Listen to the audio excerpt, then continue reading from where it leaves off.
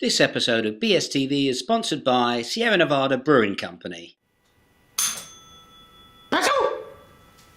Brush. Thank you very much. Round of applause. Da-dum. Trev, I must say, I'm a comedic genius at times. no, I spend all my time keeping the place clean. No. You are actually, Trev, and I missed you. I have missed you actually. I missed that sort of. Get on with I missed it. all of that sort of. None of that namesy pansy that stuff. wit that you have. Listen, everybody, welcome to another episode of Beer Sweden Television. You know, it's episode number 134. The strange thing is that it's only about, it's only about 10 minutes after last episode, but it's probably a whole week in real time. In real time, it's Yeah, because we're in the past, we're in the TARDIS, right? As you can see. Yeah. It looks big on the inside. Trev, is it still... What's the noise it makes? Is it... Can you do it? That sounds like an ostrich. I'm doing music. That's it. Yeah. But it's some sort of groany noise, isn't it? Like... Right, something like that. Yeah, all right. Anyway, that's enough of that. I think we're going to choke, Trev. What are we talking about? I don't know. Beer. Oh, no. But is Easter still in the future? I don't know. Or is it in the past? Anyway, let's assume it's in the future, because otherwise this would be a bit of a dead ringer, wouldn't it? Yeah. Dead duck, should I say? Yeah. Anyway, we are going to carry on our... Because last episode we had two tuna Easter beers. Do you remember those, Trev? Yeah. Yeah? You weren't, what, you were a bit like... No, over the moon. No. Okay. But that's it's more down to my palate than the reflection on the beers. Fine palate. Anyway, we're going to crack on with Easter beers. This one also came out a little bit earlier on this month as part of a big launch of Easter beers. I'm going to hold it up, Trev. That's perfect. Straight like away, that. perfect. You see, I've learned from the last Absolutely. episode. I know what I'm doing now. Now turn it sideways. I know what I'm doing. Sideways, silly sausage. Sideways, so I can read the label. No. No. Hold it where you was holding it. That's it. But now now you've. There you go. Didn't take long, did it? Yeah, everywhere. All right, listen. As you can see, it's the very minimalistic. And Trev, let's have a little discussion about this.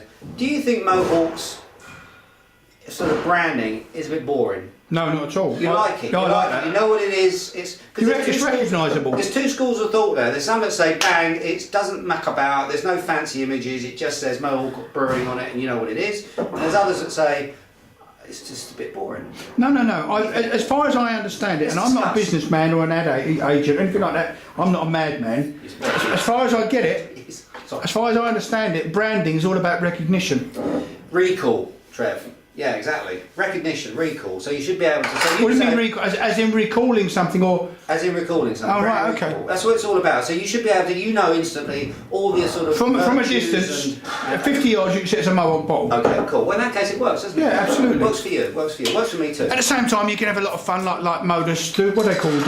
Modus with Modus Hop Brando, yeah. Scarborough, yeah, they have a lot of fun. But you recognise their skeletons, so, you know. Yeah, exactly. And you got the gargoyles with stones. Yeah, exactly. Those sorts of things. Yeah, okay. Listen, this beer is from Stefan Gustavsson, of course, Mr. Mohawk. Still got a Mohawk. Still got a Mohawk, Joe.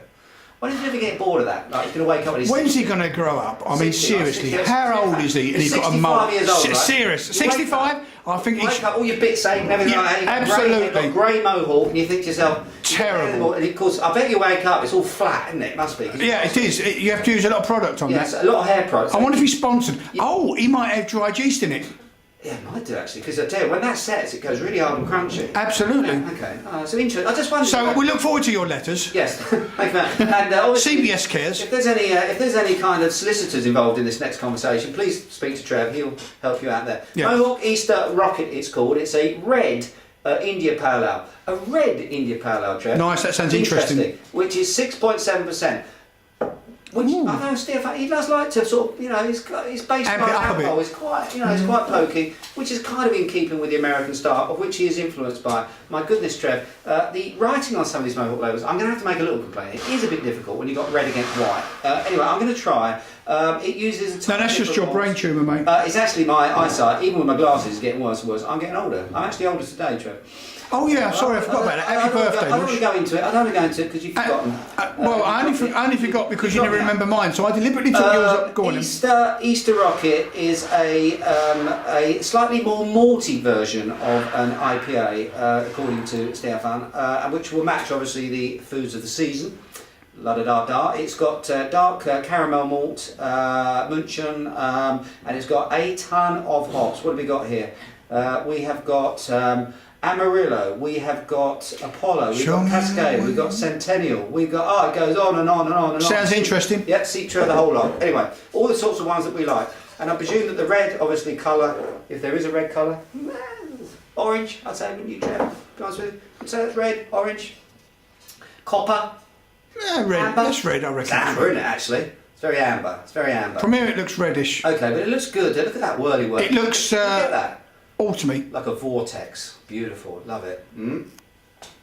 Oh, you're going to like this one, Trev. You're going to like this one. So what we've got really is a maltier version of an IPA, American style IPA. We're expecting obviously then lots of citrus, lots of lemon, lots of grapefruit, lots of pine. And on top of that we've got a nice sort of treacly sort of toffee base to it. Let's see whether that's the truth or not. Smell wise, yeah, getting all of that. Actually quite a nice dusting of sort of nutty component to it. Very much getting that. And in the mouthfeel, oh yeah, lovely.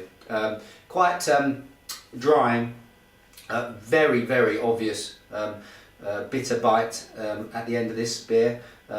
Really love it. Actually a little bit warm, this one. I should have perhaps chilled it down a little bit. So it's quite earthy, woody notes coming through. Not as fruity as I was actually expecting it to be. More nutty, earthy, quite autumnal sort of flavours to them. Not as juicy as some of the previous IPAs from Stefan. Having said that, I really like it. I really like it. It's very current. It's very now. It's a good looking beer. Can see it definitely at the Easter table. This is a lamb slam dunk, as far as I'm concerned. Question. Yeah. Is it a red ale or a red IPA? It says it's a red. Well, you could argue that's the same, but there's a red India Pale Ale. Do you remember, for me and probably for you, remember when we went at the festival, that benchmark we set, red ale by, what were they called? Begin with... North Coast. What, no. Do you remember? We went to the festival. Yeah. We haven't been to a lot together. We went to that one where we met Jessica and we met... we was upstairs in that room. Oh yeah. And what was that? Was it Linköping? We went to that, and do you remember yes. What was that called? What was the brewery? Did it begin with H? I can't remember, Trev. It was a red ale, and it was so good. I couldn't wait for it to come, and I bought loads when it came. Scotch Shellands, wasn't it? Thank you. Didn't they do a red ale? Yeah, it was that one. And it was really good. That was the benchmark. I kept saying, "Where's Trev gone?" I said, "Where's Trev gone?" And you kept. I kept going back. Can I have another freebie? Thank you. Kept going. We didn't get it. Yeah, of course. So that was you. Yeah, we didn't get any work done that afternoon. Or the next day, seem to remember. Very good beer. Really like it, still feeling it now. Got this nice glow afterwards, this nice bitter glow afterwards. This is very, as I say, very current, very trendy, very now. I'm going to go 4.2. Trev, quite high on this one, 4.2. Okay. I like it, I really like it. I can definitely see this going on the table around Easter time this year. So that's it, Trev. Let's stop there. And we'll get back into the TARDIS. Well, I want to try this save one. The universe. As this is your birthday, you should buy me a beer. That's the Swedish way to do it. Is it? I don't know why. Is it? I've never worked out why the poor sod whose birthday it is has to bake the cake and... Trev, quick question. What's all that stuff about wheelbarrows when they sing it to you? They sing at your birthday. They sing about wheelbarrows when it's your birthday. We're gonna bring the Scotch shout I'm from. Yeah. And we're gonna cart you off in it. Because to me, in English, you just sing happy birthday to you, happy birthday to you, happy birthday to you, happy birthday to you. Very straightforward, sensible, makes sense to me. But in Sweden, they talk about shooting you and wheelbarrows, and I'm sorry, I just don't get it. Anyway, until next time, everyone, cheers and beers.